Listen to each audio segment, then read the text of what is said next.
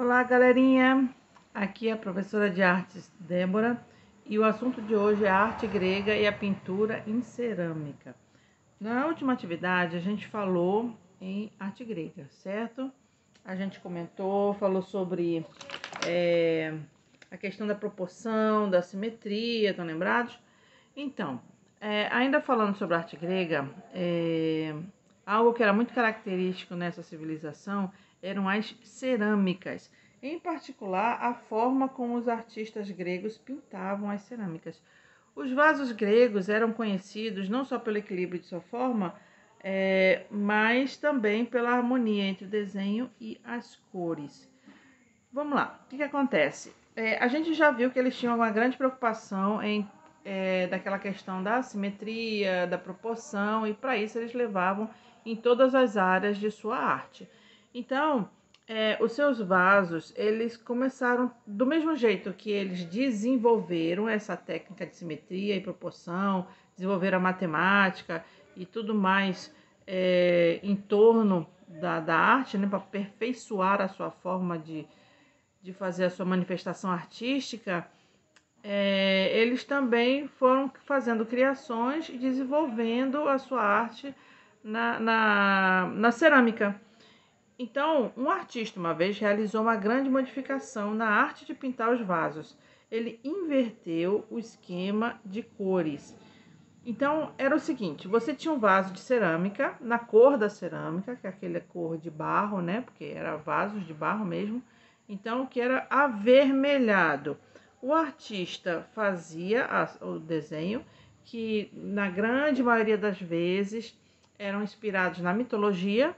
Então, eles faziam guerreiros, ou então das Olimpíadas, quando depois da mitologia, que também a partir da mitologia, né, veio a questão das Olimpíadas, aí eles já faziam os guerreiros com esse movimento esportivo. Mas, fora isso, eles faziam os seres em movimento e pintavam de preto, de uma forma bem comum. Então, era o vaso vermelho, que era a cor da cerâmica, com os desenhos em preto. Um dia, o artista, do nada, resolveu fazer uma inversão.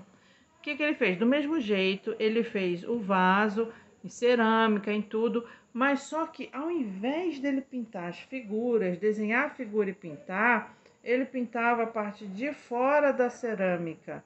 Olha, tá vendo aqui? Então, aqui é onde você tem a cor da cerâmica e a tinta preta, aqui é o inverso. No desenho, você tem a cor da cerâmica, que ele deixou de pintar, ele fez o contorno e alguns detalhes internos e pintou todo o vaso de cerâmica de preto. Ó, aqui é uma forma mais ampliada. Então, ele só fez simplesmente o contrário. Então, a partir desse momento, as formas passaram a ter a cor da cerâmica e o vaso ficar em preto, tá bom? Então, isso você tem vários vasos daquela época com pratos também com essa inversão cromática, que dava mais vivacidade também às figuras, o que tornou as suas peças mais famosas nesse período. Então, nós já ouvimos falar da técnica da pintura invertida ou a pintura em negativo, que é essa em que eles não mais pintavam a figura ficava da cor da cerâmica, mas o vaso era pintado em preto, né? E que essa ideia surgiu no ano de 530 antes de Cristo. Então, a partir daí, esse estilo acabou seguindo e a galera começou a ficar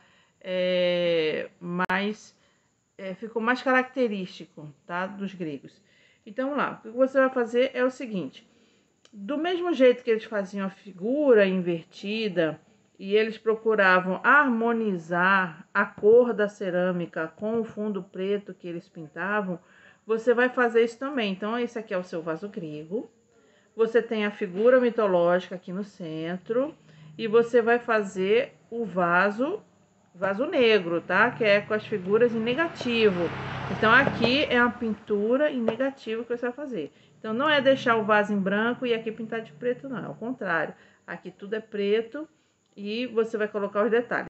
Então, pessoal, vocês vão pintar de forma negativa, né? Então, no quadro normal, você teria o vaso em cerâmica, a cor da cerâmica vermelha e a figura pintada em preto, com os detalhes todo em preto. Aqui é o contrário, você tem a figura da cor da cerâmica e o vaso é que é pintado de preto. Por quê? Porque é negativo. Então, não esqueça que a figura é em negativo. Então, você vai pintar todo o vaso por fora. Todo ele. Deixar o contorno da deusa aqui livre, em branco. Tá? Completamente livre, em branco. E algumas partes que não seja a parte que toca o fundo, para não confundir, você pode colocar um sombreadozinho assim preto, olha.